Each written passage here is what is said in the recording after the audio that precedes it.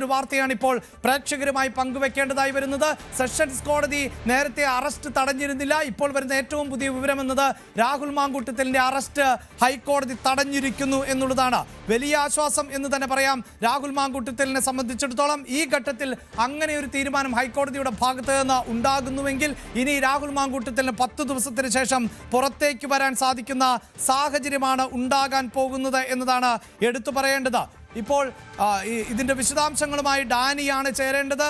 രാഹുൽ മാങ്കൂട്ടത്തിലിനെ ഏത് പശ്ചാത്തലത്തിലാണ് അറസ്റ്റ് ചെയ്യരുത് എന്ന ഒരു നിർദ്ദേശം കോടതിയുടെ ഭാഗത്ത് നിന്നുണ്ടാകുന്നത് എന്നതിൽ വ്യക്തത കൈവരേണ്ടതുണ്ട്.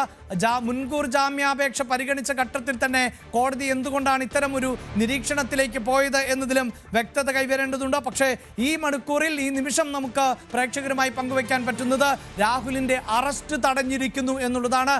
അന്വേഷണ സംഘവുമായി സഹകരിക്കാൻ ഒരുക്കമാണ് എന്ന് കഴിഞ്ഞ ദിവസം സെഷൻസ് കോടതിയിലടക്കം രാഹുലിന്റെ അഭിഭാഷകൻ വാദിച്ചതാണ്. നോട്ട് ടു അറസ്റ്റ് ഹർജി അടക്കം ഫയൽ ചെയ്തതാണ്. പക്ഷേ അതെല്ലാം തള്ളിക്കളയുന്ന സാഹചര്യമായിരുന്നു സെഷൻസ് കോടതിയുടെ ഭാഗത്ത് നിന്നുണ്ടായത്. മുൻകൂർ ജാമ്യവും ലഭിച്ചില്ല.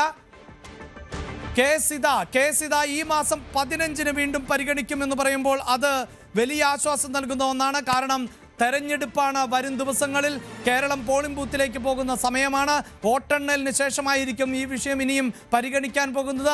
ആ 15-ാം തീയതി വരെ രാഹുൽ മാങ്കൂട്ടത്തിലിനെ അറസ്റ്റ് ചെയ്യരുത് എന്നുള്ളതാണ് കോടതിയുടെ നിർദ്ദേശം. ഒരുപക്ഷെ ഈ അതിജീവിതയുടെ മുൻകൂർ ജാമ്യാപേക്ഷയിൽ മേൽ രാഹുൽ മാങ്കൂട്ടത്തിന് ജാമ്യം ലഭിച്ചാൽ മറ്റൊരു കേസിൽ അറസ്റ്റ് ചെയ്യുക, അതായത് നമ്മൾ അല്പസമയം മുമ്പ് സൂചിപ്പിച്ച യുവതിയുടെ പുതിയ പരാതിയിന്മേൽ അടക്കം അത്തരം നടപടികളുമായി അന്വേഷണ സംഘം മുന്നോട്ട് പോകാനുള്ള സാധ്യതയുണ്ടായിരുന്നു. അങ്ങനെ ഒരു ഘട്ടത്തിൽ ആണ് ഈ അറസ്റ്റ് തടയുന്നു എന്നത് ഏറ്റവും നിർണായകമായി മാറുന്നത്.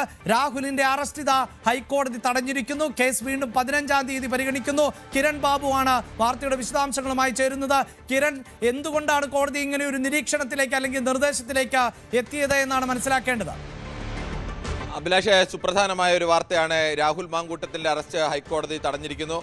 ഹൈക്കോടതി കേസിന്റെ മെറിറ്റിലേക്ക് പോയിട്ടില്ല. ഇനി 15-ാം തീയതി ആയിരിക്കും ഇരുഭാഗത്തിൻ്റെ വാദം കേൾക്കുക. താൽക്കാലികമായി ആ വാദം കേൾക്കുന്നതുവരെ, ഇരുഭാഗവും ഉന്നയിക്കുന്ന വാദം കേൾക്കുന്നതുവരെയാണ് അറസ്റ്റ് തടഞ്ഞിരിക്കുന്നത്. എന്തായാലും തെരഞ്ഞെടുപ്പിന് മുന്നോടിയായി രാഹുൽ മാങ്കൂട്ടത്തിൻ്റെ അറസ്റ്റ് ഉണ്ടാകും എന്നുള്ള വലിയ അഭ്യൂഹങ്ങൾ ഉണ്ടായിരുന്നു. കഴിഞ്ഞ ദിവസം വരെ, ഇന്ന് രാവിലെ അല്പസമയം മുമ്പ് വരെ വേണമെങ്കിൽ പോലീസിനെ അറസ്റ്റ് ചെയ്യാമായിരുന്നു. പക്ഷേ ആ സമയത്തൊന്നും അറസ്റ്റ് നടന്നില്ല.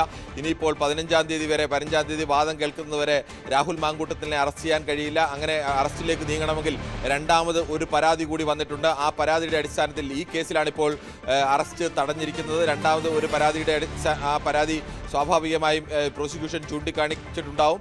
ആ വിഷയത്തിൽ എന്തെങ്കിലും ഹൈക്കോടതി പറഞ്ഞിട്ടുണ്ടോ എന്നുള്ളത് ഇപ്പോൾ വ്യക്തമല്ല. എന്തായാലും ആദ്യത്തെ കേസിലാണ് ഹർജി നൽകിയിരുന്നത്. ആ ഹർജിയിലാണ് ഇപ്പോൾ അറസ്റ്റ് തടഞ്ഞുകൊണ്ട് ഹൈക്കോടതിയുടെ ഉത്തരവ് തീരുമാനം വന്നിരിക്കുന്നത്. 15-ാം തീയതിയാണ് വാദം കേൾക്കുക. ഈ കേസിൻ്റെ മെറിറ്റിലേക്ക് ഏതെങ്കിലും തരത്തിൽ കോടതി കടന്നിട്ടേ ഇല്ല. അതുകൊണ്ട് തന്നെ കേസിൻ്റെ മെറിറ്റ് പരിശോധിച്ചാണ്, അല്ലെങ്കിൽ രാഹുൽ മാങ്കൂട്ടത്തിൽ ഇക്കാര്യത്തിൽ രാഹുൽ മാങ്കൂട്ടത്തിനെ ജാമ്യം നൽകിയാൽ കുഴപ്പമില്ല, അങ്ങനെ ഏതെങ്കിലും തരത്തിൽ കേസിൻ്റെ മെറിറ്റ് പരിശോധിച്ച് കോടതി തീരുമാനമെടുത്തതല്ല. താൽക്കാലികമായി ഒരു ജനപ്രതിനിധിയാണ്. ജനപ്രതിനിധി ഏതു സമയവും ഹാജരാവാൻ തയ്യാറാണ് എന്ന് കോടതി അറിയിച്ചതിൻ്റെ ഭാഗമായി ചിലപ്പോൾ അറസ്റ്റ് തടഞ്ഞതാവാം. അല്ലെങ്കിൽ രാഷ്ട്രീയ ലക്ഷ്യം എന്നുള്ള വിഷയം കൂടി ഉന്നയിച്ചപ്പോൾ കേരളത്തിൽ തദ്ദേശ തെരഞ്ഞെടുപ്പ് നടക്കുകയാണ്. തദ്ദേശ തെരഞ്ഞെടുപ്പിൻ്റെ 2 വോട്ടെടുപ്പും കഴിയട്ടെ, അതിൻ്റെ വോട്ടെണ്ണൽ കഴിയട്ടെ എന്നുള്ള തീരുമാനത്തിലേക്ക് ചിലപ്പോൾ കോടതി എത്തിയതാവാം. അതൊന്നും നമുക്കിപ്പോൾ തൽക്കാലം പറയാൻ കഴിയില്ല.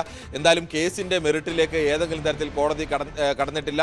രാഹുൽ മാങ്കൂട്ടത്തിലിനെ സംബന്ധിച്ചും കോൺഗ്രസിനെ സംബന്ധിച്ചും വലിയ ആശ്വാസകരമായ ഒരു വാർത്തയാണ്.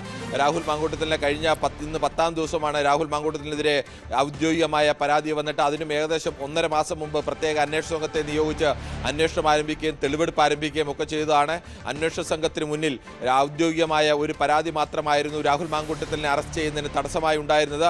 പക്ഷേ ആ പരാതി വന്ന ശേഷവും രാഹുലിനെ അറസ്റ്റ് ചെയ്യാൻ കേരള പോലീസിന് കഴിഞ്ഞില്ല. കേരളത്തിൽ നിന്ന് കടന്നു കഴിഞ്ഞു, ബാംഗ്ലൂരേക്ക് പോയി, കോയമ്പത്തൂരേക്ക് പോയി, അങ്ങനെയുള്ള വിവിധ അഭ്യൂഹങ്ങളാണ് പലപ്പോഴും പ്രചരിക്കുന്നത്. അതല്ല, പാലക്കാട് തന്നെ ഉണ്ട് എന്നുള്ളതടക്കം പറയുന്നു. അതിർത്തി കടന്നൊന്നും ആ സമയത്ത് പോകാനുള്ള പ്രയാസമൊക്കെ ചൂണ്ടിക്കാണിക്കുന്നുണ്ട്. എന്തായാലും ഹൈക്കോടതിയെ സമീപിച്ചിരിക്കുന്നു. ഹൈക്കോടതി ഇപ്പോൾ അടുത്ത 15-ാം തീയതി കേസ് പരിഗണിക്കുന്നതുവരെ രാഹുൽ മാങ്കൂട്ടത്തിൻ്റെ അറസ്റ്റ് തടഞ്ഞിരിക്കുകയാണ്.